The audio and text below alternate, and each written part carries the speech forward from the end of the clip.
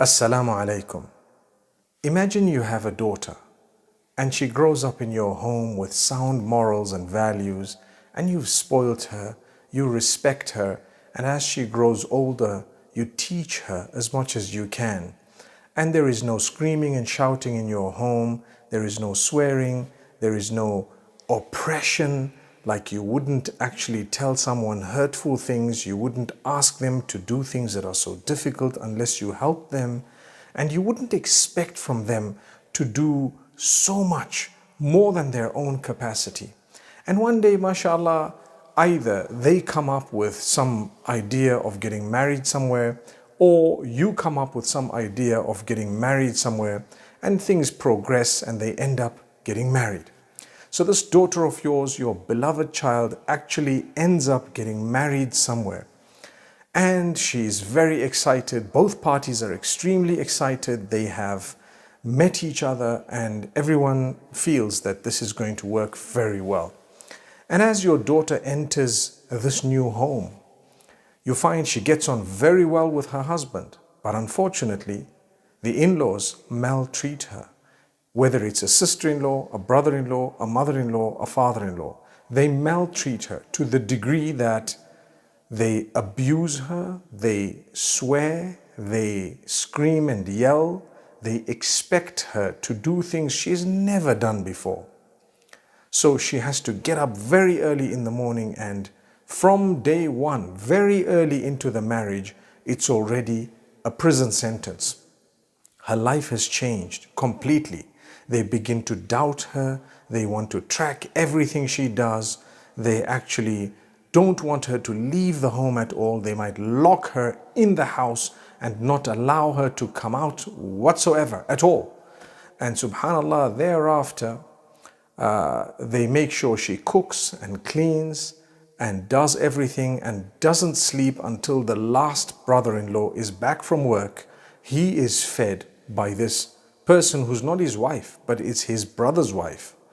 And then after that, with no thank yous, with no appreciation, she then goes to bed, and guess what? She has to get up the next day and do exactly the same thing. All they did is they got an unpaid maid, subhanallah, a slave girl in the home. That's exactly what happened. And then you have people saying that that is the role of a woman. Astaghfirullah, astaghfirullah. I really don't mind standing up for such people, even if I lose popularity, it's fine. Because I've seen so many people getting married. And the reason why we have to talk about it this way is the majority of cases, the girls go into the homes of the boys. And there's nothing wrong to do it the other way around, actually. It's not wrong for the boy to actually come and live with his in-laws, so to speak.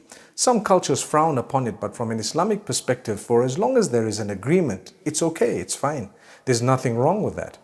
But because the majority of girls go into the homes of their husbands, do you know that many people are suffering this way? This is why when you get married, be careful who you are getting married to. Look at the in-laws. Some of them show you a very, very beautiful front prior to marriage. And when they get married, they become the most disastrous of people. They have no values, they scream, they shout, they swear, they have no respect for women whatsoever. They expect from you something you've never done in your life. They would ask you to clean and cook from early morning to late at night. Nobody would refuse to help out and to do some of the cooking and the cleaning and so on, for as long as it's reasonable and for as long as it is something that is appreciated. But if a person comes in and says, you know what, you have to do this and you must and you've got to serve everyone, well then, what used to happen prior to me coming into the home, the girl might say. And if you were to look at that, why doesn't the situation continue? I have a husband, I look after him, mashallah. And I will try to look after his family after all. But at the end of the day, you cannot expect someone just to go into a home where they're treated like worse than animals. Subhanallah. Would you like it if it was your daughter? And if that happened to your own daughter? That's a question you need to ask yourself. Many people think, oh, you know, the sheikh sides with the women. That's not true. We're speaking of a reality on the ground. tell me the cases where the men have actually gone into the houses of the women and the women's folks have then asked them to get up early morning and cook and clean for everyone throughout the day, or to take their entire salaries and that's it. It has to serve the whole family of your wife. Subhanallah. Chances are it may be there, but very, very little. Whereas the other way, it's so much. Imagine they send her out to work and they want the entire salary, it must come to us. For what? Subhanallah. Subhanallah. My brothers and sisters, it's about time we feared Allah and we became conscious of the fact that the Prophet ﷺ said the best from amongst you are those who are best to their wives. That is a statement we cannot deny, and that doesn't mean that the Prophet ﷺ sided with the wives, but he knew that women, they require a different type of attention.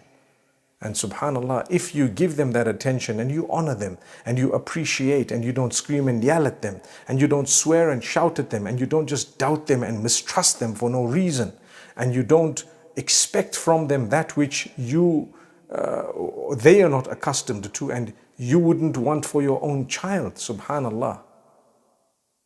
If you did the right things, you would have the most amazing marriage. But unfortunately, many people don't do this. And this is where we're failing, my brothers and sisters.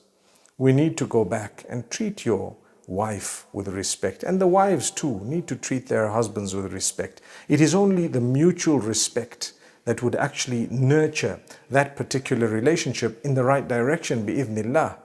There should be no screaming and yelling in the home of a mu'min. There should be no swearing and abuse in the home of a mu'min. There should be beautiful words and there should be a great understanding. And you should help each other. Imagine, the hadith speaks about your servants and it says, لا تكلفوهم ما يغلبهم فإن كلفتموهم فأعينوهم.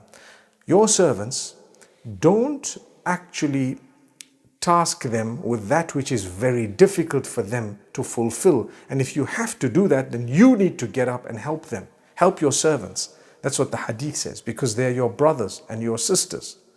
If that's the case with servants, you cannot compare that with a wife or a husband, a spouse, subhanallah.